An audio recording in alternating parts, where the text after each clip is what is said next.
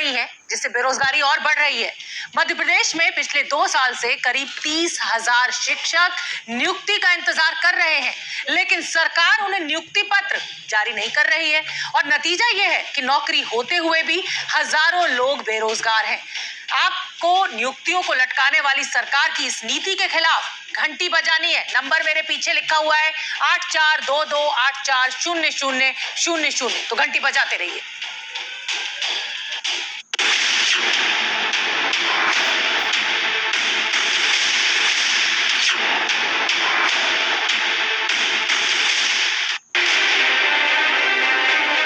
भोपाल के नेहरू नगर में रहने वाली मीनाक्षी सग्गर अंग्रेजी में पोस्ट ग्रेजुएट है। पहले वो एक निजी स्कूल में पढ़ाती थी। सरकारी स्कूल में टीचर बनने के लिए 2018 में उन्होंने प्रोफेशनल एग्जामिनेशन बोर्ड की तरफ से आयोजित high school teacher eligibility test का फॉर्म भरा। 2019 में उनका चयन हो गया, लेकिन नियुक्ति का इंतजार करते हुए 2 साल बीत गए हैं। इंतजार करते करते अब तो मतलब ये लगने लगा है कि अब हमारी भर्ती होगी भी या नहीं। मतलब हमने कई बार आंदोलन किए, डीपीआई गए, शिक्षा मंत्री जी के यहाँ गए, मुख्यमंत्री जी से जगह जगह मिलके ज्ञापन दिया और अब वापस से गेस्ट टीचर के लिए निकाल दिया है उन्होंने। तो फिर से हो सकता है कि वो गेस्ट टीचर से काम करवाएं और हम लोग सिलेक्टेड जो हैं वो बस इंतजार ही किए जा रहे हैं। मीनाक्षी अकेली नहीं, उनकी तरह बहुत से शिक्षक अपना दर्द बांटना चाहते हैं, लेकिन उन्हें डर है कि कुछ भी कहने से प्राइवेट स्कूलों में चल रही उनकी नौकरी भी खतरे में पड़ जाएगी।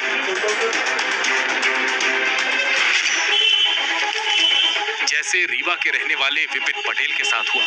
उन्होंने कर्ज लेकर बीएड किया और परीक्षा की तैयारी की। उस वक्त वो एक प्राइवेट स्कूल में पढ़ा भी रहे थे, लेकिन शिक्षक भर्ती में चयनित होने के साथ ही प्राइवेट स्कूल ने उन्हें ये कहकर निकाल दिया कि आप कभी भी जा सकते हैं, लेकिन जाते तो तब जब उनकी नियुक्ति होती। हालांकि हो गई है कि प्राइवेट स्कूलों से तो हम लोग को बाहर कर दिया गया ये कह के कि आपको सरकार कभी भी बुला सकती है, लेकिन सरकार ने आज तक बुलाया ही नहीं। तो हम लोग ना प्राइवेट के रह गए हैं और ना ही सरकार के। लोगों से थोड़ा थोड़ा सा करके या अंदर से हाथ जोड़ के निवेदन करके अपना किसी तरह से जीवन जी जाए, माने एक दिन काटना मुश्किल है। एमपी में शिक्षकों के 50,000 से ज्यादा पद खाली पड़े थे। 2018 में स्कूल शिक्षा विभाग ने 30,594 पदों के लिए परीक्षा का नोटिफिकेशन निकाला। फरवरी 2019 में परीक्षा हुई और अक्टूबर 2019 में परिणाम आ गए। लेकिन पहले चुनाव, फिर कोरोना के नाम पर नियुक्ति लटक गई और करीब 30,000 से ज्यादा चयनित शिक्षकों का भविष्य खतरे में पड़ गया। और ये हाल तब है जब मध्य प्रदेश के सरकारी स्कूलों में शिक्षकों की खासी कमी है। सेकेंडरी स्कूलों में स्वीकृत पद 28,716 हैं, जिनमें से 9,212 खाली पड़े हैं।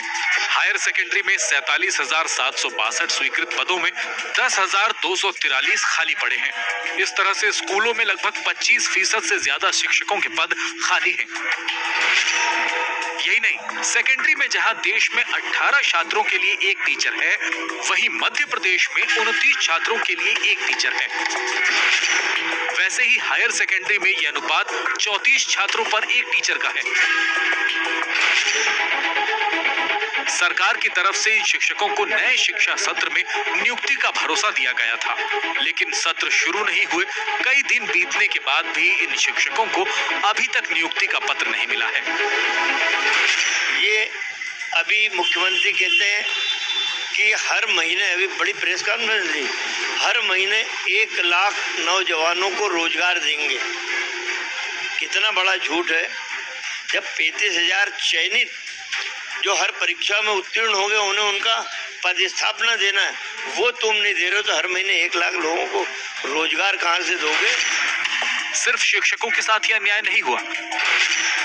2015 से लेखपाल के 2208 पदों पर नियुक्ति का मामला अटका हुआ है। 2017 में पटवारी भर्ती परीक्षा हुई। परीक्षा पास करने वाले 1200 अभ्यर्थियों की नियुक्ति नहीं हुई। मुख्यमंत्री मध्य प्रदेश शासन के सभी मंत्रियों से मुलाकात करने के बाद भी अभी तक पटवारी अभ्यर्थियों को नियुक्ति नहीं मिली है। विभाग नई भर्ती निकालना चाहता है। क्यों? क्योंकि पूर्व की काउंसलिंग में उन्होंने गलतियां की हैं। उन गलतियों को छुपाने के लिए विभाग इन पदों को नई भर्ती में मर्ज करना चाहता है। आखिर विभाग इतनी जल्दबाजी क्यों कर रहा है और सभी पात्रता रखने के बाद परीक्षा पास करने के बाद भी पटवारी अभ्यर्थियों को नियुक्ति से वंचित क्यों रखा जा रहा है?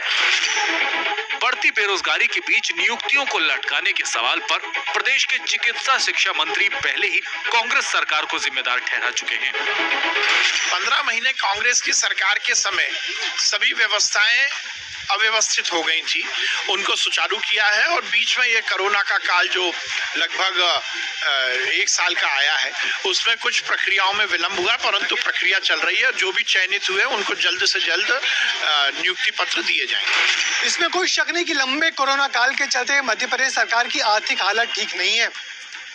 किसी तरह सरकारी खर्चे कम कर अपना कामकाज चलाया जा रहा है और ऐसे में इन हजारों लोगों को नौकरियां देने को सरकार एक बड़े आर्थिक बोझ के रूप में देख रही है।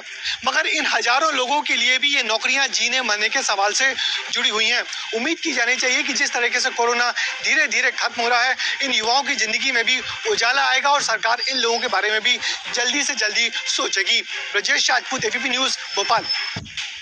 और हैरानी की बात तो यह है कि चुनाव में बेरोजगारी को मुद्दा बनाने में कोई भी पार्टी पीछे नहीं रहती, लेकिन सत्ता मिलते ही वो लोगों को रोजगार देने के बारे में सोचना छोड़ देती है। मध्य प्रदेश में जब बीजेपी विपक्ष में थी तो कांग्रेस की कमलनाथ सरकार पर नियुक्तियों को लटकाने का आरोप लगाती थी। अब सत्ता में है तब भी नियुक्तियों पर कोई फैसला क्यों नहीं हो रहा? और ये हाल सिर्फ मध्य प्रदेश का नहीं, छत्तीसगढ़ में भी करीब 15,000 शिक्षक नौकरी के इंतजार में बेरोजगार घूम रहे हैं।